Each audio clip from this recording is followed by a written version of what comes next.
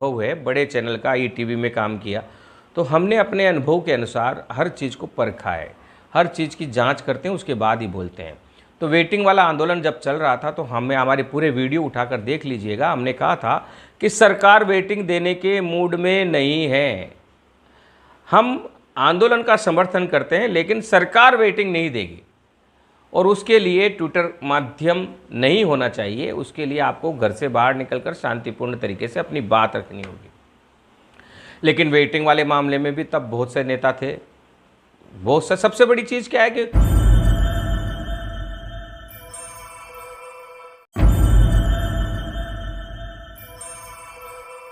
साथियों, जय हिंद, वंदे मातरम, जय जगत।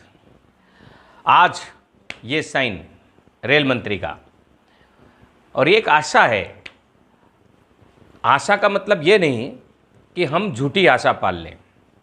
गांधी टीवी ने जब जब कुछ अच्छी बात कही है तो कुछ लोगों को चुभी है, लेकिन कुछ लोगों को चुभे नहीं, इसके लिए हम झूठ बोलें, ऐसा हमसे हो नहीं सकता।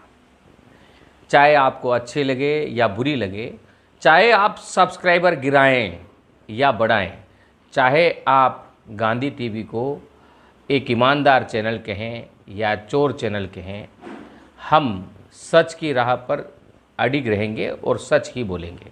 आपको याद दिलाते हैं गांधी टीवी ने कब कब सच बोला है और कब कब लोगों को चुभी है, और कब कब गांधी टीवी के प्रति लोगों ने दुष्प्रचार किया है।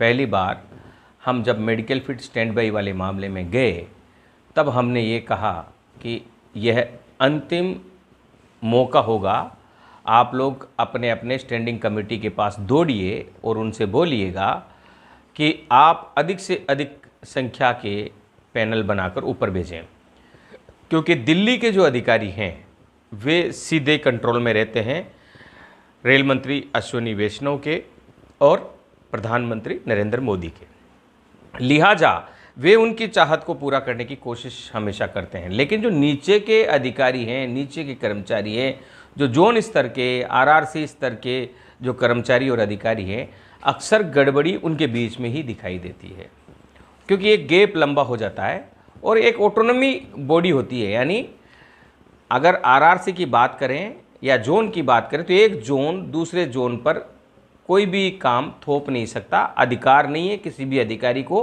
किसी भी जोन को सीधे निर्देशित करें। सिर्फ रेल मंत्री से जुड़कर जो अधिकारी काम करते हैं, उनके पास ये ताकत होती है कि वे इस काम को करें और समय समय पर करते रहते हैं। तो मेडिकल फिट स्टैंड बाई के मामले में आप नोटिफिकेशन उठाकर देख लीजिएगा।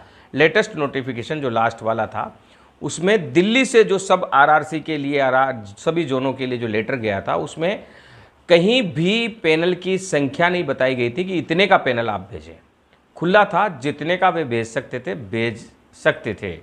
उनकी मर्यादा में जोन स्तर पर स्टैंडिंग कमेटी के लोगों की सिफारिश पर जितने लोग जा सकते थे।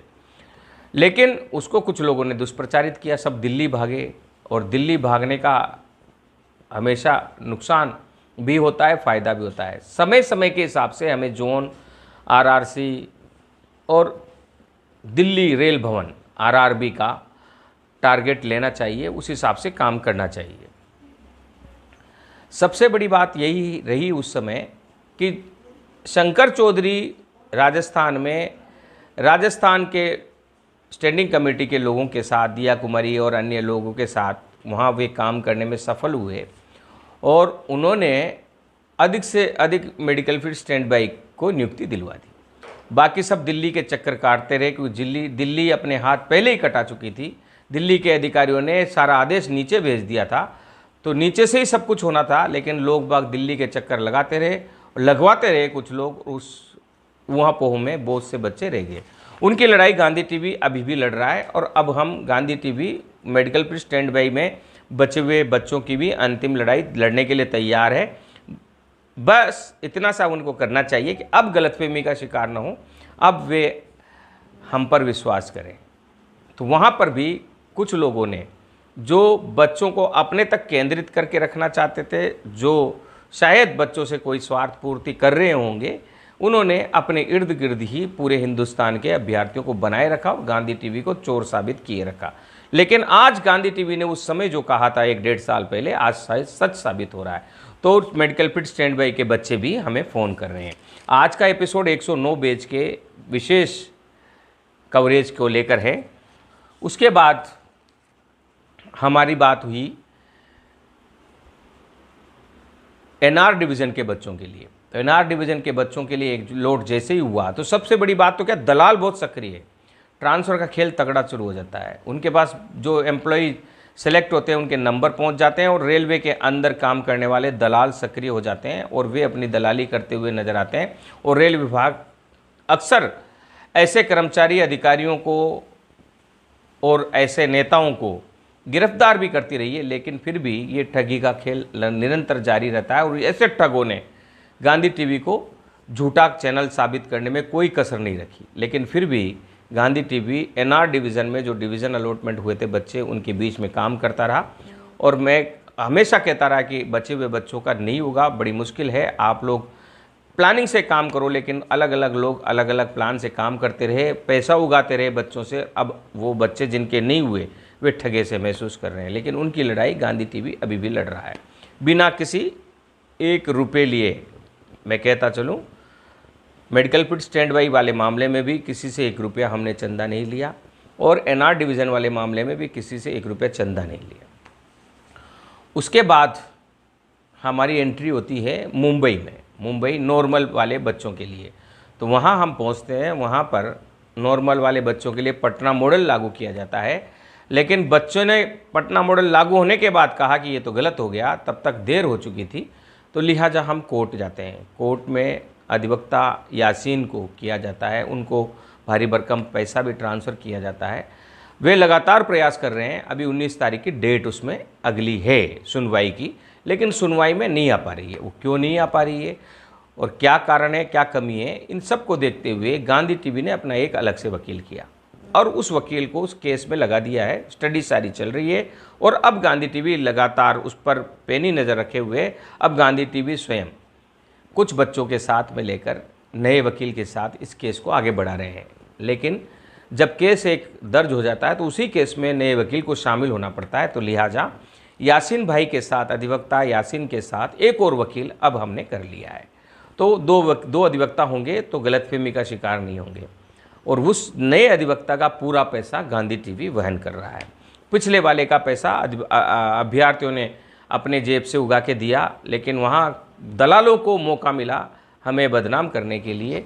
तो कुछ अभ्यर्थी उनके चुंगल में आ भी गए और उन्होंने हमें बहुत कुछ हानि पहुंचाई और हमें हानि नहीं पहुंची।